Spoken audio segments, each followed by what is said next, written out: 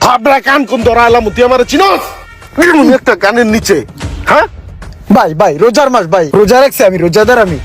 রোজা রাখছ এই তো কিছু কইলাম না, এত করলে নলি মলি খুইলা কষা দনে ঝুলায় রাখতাম। ভাই আমার বেশি দোষ না ভাই, পিকআপটা হালকা সমস্যা আছে, জাতা দিছি মতনই পিছনে যে ঘষা লাগছে ভাই।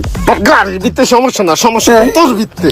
শয়তান কোন নাটগার জানতে জানতে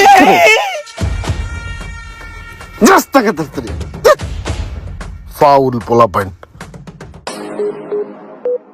হ্যালো জান, কি অবস্থা? আরে কি হয়েছে জানো, আজকে পুরা বরাবর 1.5 লক্ষ টাকা বোনাস পাইছি।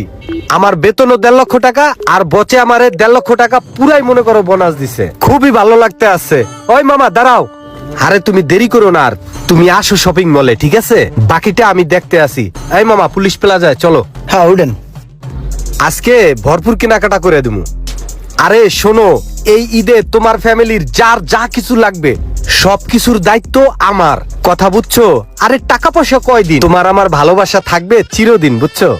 শোনো, এবার যেই 1.5 লক্ষ টাকা বোনাস পাইছি না ঈদে, এই 1.5 লক্ষ টাকা পুরাটাই আমি তোমার জন্য বরাদ্দ রাখছি, কথা বুঝছো? তোমার শাড়ি, লিপস্টিক, চুড়ি, জুতা যা যা কিছু লাগে, বুঝছো? তুমি ঝটপট একটা লিস্ট করো, লিস্ট করে এই শপিং মলে চলে আসো। আমি কিন্তু তোমার জন্য অপেক্ষা করতে আছি।